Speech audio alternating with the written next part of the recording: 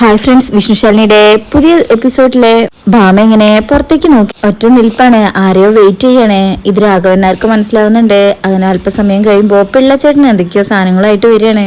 പിള്ളെ പറഞ്ഞതെല്ലാം കിട്ടിയില്ലേ? ആ കിട്ടി സത്യമേ. ശേഷം പൊന്നിയെ വിളിക്കുമ്പോ എന്താ സത്യമേ? സത്യമ പറയും ഒന്നിങ്ങ് വന്നേ. അങ്ങനെ പൊന്നിയും ഉമ്മറത്തേക്ക് പോവാ.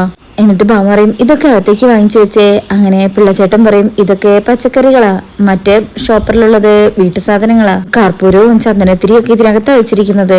ഇനി എടുക്കുമ്പോ കണ്ടില്ലെന്ന് പറയരുത്. അപ്പൊ ഭാമ കർപ്പൂരവും ചന്ദനത്തിരിയും തീപ്പെട്ടിയൊക്കെ പൂജാ റൂമിലേക്ക് കൊണ്ടുപോയി വെച്ചേക്ക്. അത് അവിടത്തേക്ക് വേണ്ടി മാത്രം വാങ്ങിച്ചതാ. ഇനി എത്ര നാള് അതവിടെ കത്തിക്കാൻ പറ്റുന്ന അറിയില്ലല്ലോ.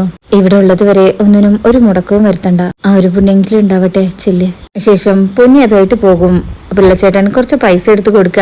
ഇതാ സത്യമേ, പച്ചക്കറി കടയിലും പലചരക്ക് കടയിലും കൊടുത്തതിന്റെ ഭാഗ്യ. അപ്പൊ ഭാമത് വാങ്ങിക്കുന്നില്ല. അത് എത്ര ഉണ്ടെങ്കിലും അത് കയ്യിൽ തന്നെ ഇരിക്കട്ടെ. ഇതിപ്പോ അത്യാവശ്യം കുറച്ചു ദിവസം ഓടാനുള്ള സാധനങ്ങളില്ലേ. ഇനി കുറച്ചു ദിവസത്തേക്ക് ഒന്നും മേടിക്കേണ്ടി വരത്തില്ലല്ലോ. പിള്ളച്ചേട്ടൻ പറയും ഇല്ല, ഒരു 2 ആഴ്ചത്തേക്കുള്ള സാധനങ്ങളുണ്ട്. അത് കഴിഞ്ഞിട്ടുള്ളത് നോക്കിയാൽ മതി. എല്ലാം കേട്ട് രാഘവനാര് നിൽപ്പുണ്ട് അവിടെ. അങ്ങനെ ഭാമ ഇങ്ങനെ ഇടയ്ക്ക് നോക്കും. ശേഷം പിള്ള എന്ന അകത്തേക്ക് വാ. അത് പറഞ്ഞ ഭാമ ആ റൂമിലേക്ക് പോവാണേ. പിള്ളച്ചേട്ടന് കാര്യം അറിയാത്ത രാഘവേട്ടന്റെ അടുത്തേക്ക് വരും. എന്തിനാ സാറേ സത്യാമ്മ എന്നെ ഇങ്ങോട്ട് വിളിച്ചത്? രാഘവേട്ടൻ പറയും അത് എനിക്കെങ്ങനെ അറിയാടോ. ഈ സമയം ഭാമ അകത്തുനിന്ന് വരുന്നത് കുറച്ച് പൈസ ആയിട്ടാ. അതിന്റെ കൂടെ ഇതും കൂടെ വെച്ചോ എന്ന് പറഞ്ഞു കൊടുക്കുമ്പോ പിള്ളച്ചേട്ടൻ അത് വാങ്ങിക്കും. ഇതെന്തിനും സത്യമേ, വേറെന്തെങ്കിലും വാങ്ങിക്കാനാണോ? ഭാമ പറയും അത് പിള്ളക്കായിട്ട് ഞാൻ തന്നതാ. അപ്പോഴേക്ക് പൊന്നിയും അങ്ങോട്ട് വരുന്നുണ്ട്. ഇതുവരെ ഇവിടെ ജോലി ചെയ്യില്ലാതെ കണക്ക് പറഞ്ഞ് എന്തെങ്കിലും വാങ്ങിക്കുകയോ? കണക്ക് പറഞ്ഞ് ഞാനും ഒന്നും തന്നിട്ടില്ല.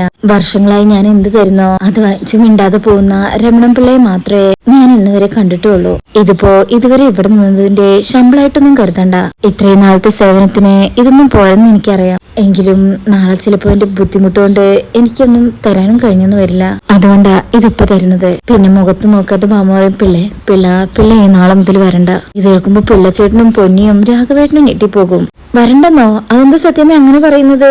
ഞാൻ പിന്നെ എവിടെ പോവും? ഭാമ പറയും പിള്ളയ്ക്ക് അറിയാലോ, ഇതിപ്പോ മുങ്ങി നിൽക്കുന്ന ഒരു കപ്പലാണ്. ഓരോരുത്തരെ രക്ഷപ്പെടുത്തി പറഞ്ഞയക്കുന്ന ഒരു കപ്പിത്താന്റെ കടമ മാത്രമേ ഞാനിപ്പോ ഇവിടെ ചെയ്യുന്നുള്ളൂ. ഇനി അങ്ങോട്ടുള്ള പോക്കില് ഏത് രീതിയിലെ ജീവിതം മുന്നോട്ട് കൊണ്ടുപോകാൻ പറ്റുന്നതെന്ന് ഒന്നും എനിക്കറിയില്ല. അതുകൊണ്ടാണ് ഇപ്പോ ഇങ്ങനൊരു തീരുമാനം എടുത്തത്. ഇനിയുള്ള കാലം മക്കളോടും ഭാര്യയോടും ഒപ്പം സന്തോഷായിട്ട് സ്വന്തം വീട്ടില് പിള്ള ചെന്ന് കഴിയേ. ഇന്നോ നാളെയോ എന്ന് പറഞ്ഞു നിൽക്കുന്ന ഈ വീട്ടില് ഇനിയും ഇങ്ങനെ നിന്നിട്ട് എന്താ കാര്യം? മറ്റെവിടെങ്കിലും ജോലി കണ്ടെത്തുന്നത് വരെ കാര്യങ്ങൾ നടക്കണ്ടേ? അതിനാ ഈ പണം. പൊന്നിക്കും സങ്കടാവുന്നുണ്ട്. പിള്ളച്ചേട്ടൻ കരഞ്ഞോണ്ട് രാഘവൻ സാറേ സത്യമ്മ പറഞ്ഞ കേട്ടോ, എന്നോട് എന്റെ കുടുംബത്തിൽ പോയി നിൽക്കാൻ. എനിക്ക് ഈ കുടുംബത്തെ കഴിഞ്ഞ് വേറെ കുടുംബമുള്ളൂന്ന് സാറിന് അറിയില്ലേ സാറേ? പറഞ്ഞു കൊടുക്ക സാറേ. സാറിന്റെ ഒരു കൈസഹായത്തിനാണ് ഞാൻ ഇവിടെ ജോലിക്കായിട്ട് വന്നത്.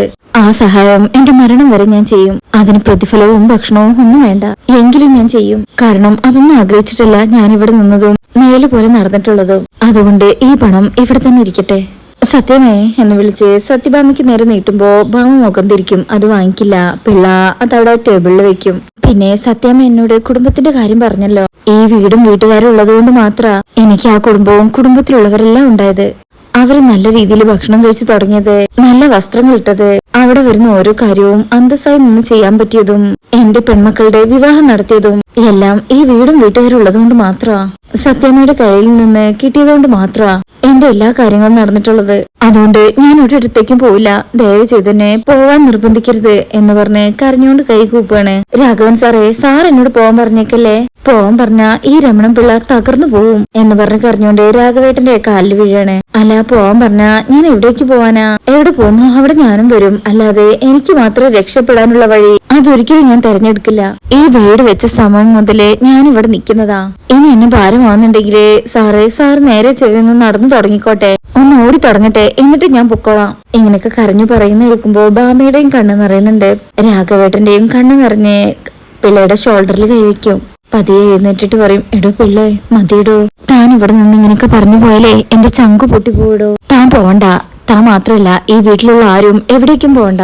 വാടക വീടെങ്കിൽ വാടക വീട്ടിലേക്ക് നമുക്ക് പോകാം. നമുക്ക് എല്ലാവർക്കും കൂടെ ഒന്നിച്ചു പോകാം.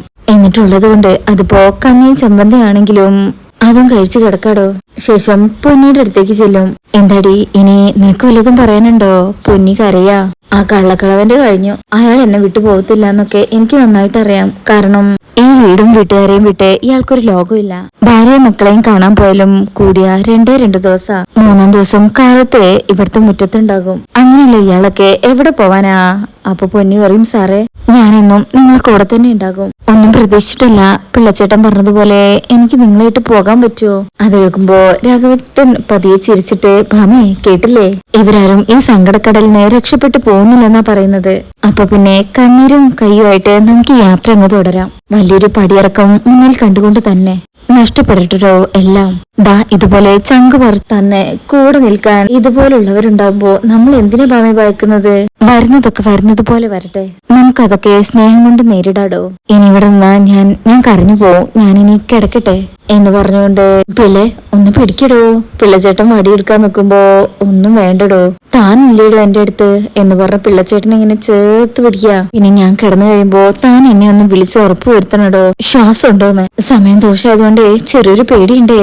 പിള്ളച്ചേട്ടന് സങ്കടാവും ഭാമയ്ക്കും. അങ്ങനെ അവര് റൂമിലേക്ക് പോകുന്നത് നോക്കി നിന്ന് സങ്കടപ്പെടണ ഭാമ.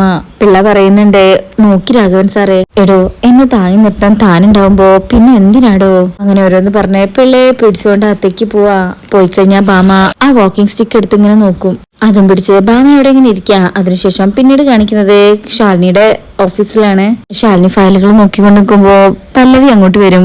മാഡം, ഇന്നത്തെ ദാരിദ്ര്യ നിർമ്മാർജ്ജനം നടക്കുന്നു തോന്നുന്നില്ല. മന്ത്രി എംഎൽഎയും സ്ഥലത്തെത്താൻ സാധ്യതയില്ലെന്ന് അറിയിച്ചു. അവര് വരാതെ എങ്ങനെ മാഡം പ്രോഗ്രാംസ് അറേഞ്ച് ചെയ്യാം? അവർക്ക് മറ്റെന്തൊക്കെയോ പ്രോഗ്രാം അറ്റൻഡ് ചെയ്യാനുണ്ടെന്ന്. ശാലിനി പറയും, അല്ലെങ്കിൽ തന്നെ അവരിതിൽ പങ്കെടുക്കില്ലെന്ന് എനിക്ക് നേരത്തെ അറിയായിരുന്നു. നമ്മുടെ രാജ്യത്തിന് ദാരിദ്ര്യത്തെ നിർമ്മാർജ്ജനം ചെയ്യാൻ ഏത് രാഷ്ട്രീയ പ്രവർത്തകനാ താല്പര്യമുള്ളത്? അവർക്ക് പിന്നിൽ നിന്ന് കരഘോഷത്തോടെ മുദ്രാവാക്യം വിളിക്കാൻ ആള് വേണം. അതും ചോദ്യം ചെയ്യാൻ ആവതില്ലാത്ത ദരിദ്രരായ ആളുകൾ. അപ്പൊ പിന്നെ നമ്മുടെ നാട്ടിൽ നിന്ന് ദാരിദ്ര്യ നിർമ്മാർജ്ജനം ചെയ്താൽ അവർക്ക് ആളെ കിട്ടുമോ?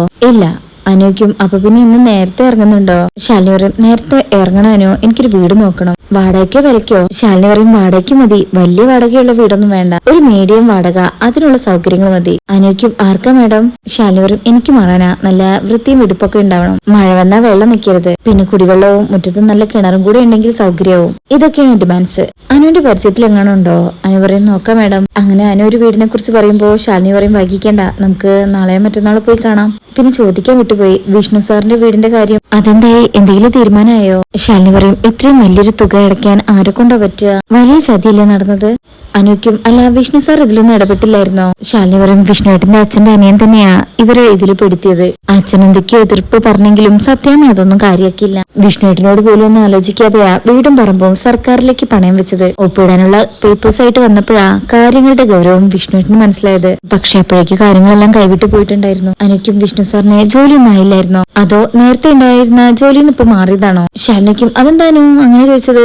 അല്ല, എന്റെ ഒരു ഫ്രണ്ടിന്റെ ഓഫീസിലെ സാർ ജോലിക്കായിട്ട് ചെന്നിരുന്നു എന്നറിഞ്ഞു. ശാലിനി കിട്ടും, അങ്ങനെ ഉണ്ടാവില്ല. അങ്ങനെ ഉണ്ടെങ്കിൽ ഞാൻ അറിയില്ലേ? അനുരു, അല്ല മാഡം, ജോലിക്കായി ചെന്നിരുന്നു. അവിടെ അക്കൗണ്ട്സിലൊക്കെ ജോലി ഒഴിവുണ്ടായിരുന്നു. പക്ഷെ വിഷ്ണു സാറിന് ക്വാളിഫിക്കേഷൻ കുറവായതുകൊണ്ട് ആ ജോലിക്ക് കയറാൻ പറ്റിയില്ലെന്നാണ് ഞാൻ അറിഞ്ഞത്. ശാലിനിക്ക് അത് കേൾക്കുമ്പോൾ വല്ലാത്ത സങ്കടമൊക്കെ തോന്നും. അനുവിന് ഉറപ്പാണത് അവിടെ പോയത് വിഷ്ണുവേട്ടൻ തന്നെയാണെന്ന്?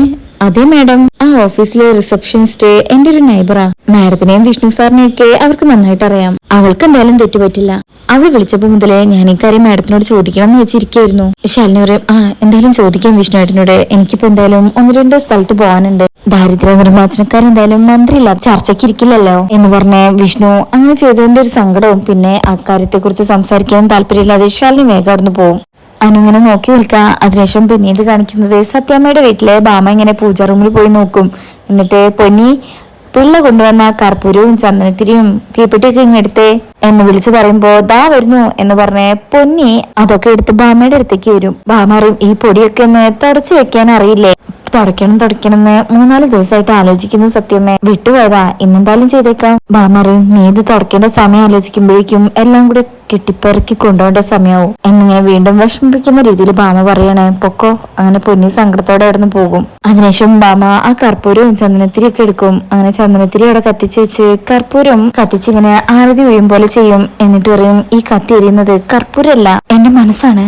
ഇക്കാലം അത്രയും ഞാൻ ഈ വീട്ടിലേക്ക് വന്നതിന് ശേഷം അങ്ങെ വിളിക്കാത്തൊരു നേരം പോലും ഇല്ല. കർപ്പൂരം കത്തിക്കുന്നതില് ഞാനൊരു മുടക്കവും വരുത്തിയിട്ടില്ല. എന്നിട്ടും ഞങ്ങളോട് എന്തിനാ ഈ ചതി കാണിച്ചത്? ഈ ഒരു അവസ്ഥയിൽ എന്തിനെ കൊണ്ടെത്തിച്ചത്? നാളെയോ മറ്റന്നാളോ ഇവിടുന്ന് ഞങ്ങൾ ഇറങ്ങിക്കൊടുക്കേണ്ടി വരും. ഇവിടെ പുതിയ അവകാശികൾ വരും. പിന്നെ അവരായി അവരുടെ പാടായി. ഇവിടുന്ന് ഇറങ്ങിക്കൊടുക്കുന്നതില് സങ്കടം ഇല്ലെന്നല്ല, നല്ല വേദനയുണ്ട്. പക്ഷെ ഉണ്ടായിട്ട് എന്ത് കാര്യം? ഞങ്ങളെ സംരക്ഷിക്കേണ്ട നിങ്ങളെ പോലുള്ള ഈശ്വരന്മാർ തിരിഞ്ഞു നോക്കുന്നില്ലെങ്കിൽ പിന്നെ ഇവിടുന്ന് ഇറങ്ങിക്കൊടുക്കാതെ മാർഗം ഇല്ലല്ലോ. ഭഗവാനെ, ഒരു കാര്യത്തിൽ ഇപ്പോഴും ഒരു തീരുമാനത്തിൽ എത്തിയിട്ടില്ല. ഇവിടുന്ന് ഇറങ്ങിക്കഴിഞ്ഞാൽ പിന്നെ എങ്ങോട്ട് പോകും, എവിടേക്ക് പോകും എന്നൊന്നും അറിയില്ല. അല്ലെങ്കിൽ പറ, ഞങ്ങൾ എങ്ങോട്ട് പോണം? നാളെ മുതലേ ഇവിടെ തിരി കത്തിക്കാൻ വേറെ ആൾക്കാർ വരുന്ന പറയുന്നത്. അവരിവിടെ തിരി കത്തിക്കോ കള്ളഷാപ്പ് തുടങ്ങുമെന്നൊക്കെ അവരെത്തിയതിനു ശേഷം പറയാൻ പറ്റൂ. ഞാൻ ഇന്നലെ വരെ തുളസിക്കതിർ വെച്ച് ആരാധിച്ചിരുന്ന സ്ഥലത്ത് അവർ കള്ള് വെച്ച് ആരാധിക്കും. എന്തിനായിരുന്നു ഭഗവാനെ ഞങ്ങളോട് ഈ പരീക്ഷണം? ഇവിടുന്ന് ഇറങ്ങുമ്പോ രാഘവേട്ടന്റെ അവസ്ഥ എന്തായിരിക്കുന്നത് എനിക്ക് ഓർക്കാൻ കൂടി പറ്റുന്നില്ല. കാരണം ഈ വീടിന്റെ ഓരോ വശത്തും നിറഞ്ഞു നിൽക്കുന്നത് രാഘവേട്ടന്റെ സ്വപ്നങ്ങളും അത് പ്രാവർത്തികമാക്കി എടുക്കാനുള്ള പ്രയത്നങ്ങളുമാ. അതെല്ലാം കൂടെ ഒരു നിമിഷം കൊണ്ട് തകർത്തെറിഞ്ഞ് ഇവിടുന്ന് ഇറങ്ങുമ്പോ അങ്ങോട്ട് ചോദിക്കാൻ ഒരൊറ്റ ചോദ്യമേ ഉള്ളൂ. ഞങ്ങളുടെ കണ്ണീര് കാണാൻ അങ്ങക്ക് ഇത്രയ്ക്ക് ആഗ്രഹമോ? എന്തായാലും അങ്ങ് തരുന്നതാണെന്ന് കരുതി ഞങ്ങൾ ഇത് സ്വീകരിക്കുക, എന്നിട്ട് ഇവിടെ നിന്ന് ഇറങ്ങുക എന്നൊക്കെ ഇങ്ങനെ കരഞ്ഞ് ഇപ്പൊ ഭഗവാനോട് സങ്കടം പറയുന്ന ഭാമയെ കാണിച്ചിട്ടാ ഈ ഭാഗം കഴിയുന്നത്. അപ്പൊ ഇന്നത്തെ റിവ്യൂ ഇഷ്ടപ്പെട്ടിട്ടുണ്ടെങ്കിൽ ചാനൽ എല്ലാവരും ലൈക്ക് ചെയ്ത് സബ്സ്ക്രൈബ് ചെയ്ത് സപ്പോർട്ട് ചെയ്തേക്കണേ. താങ്ക്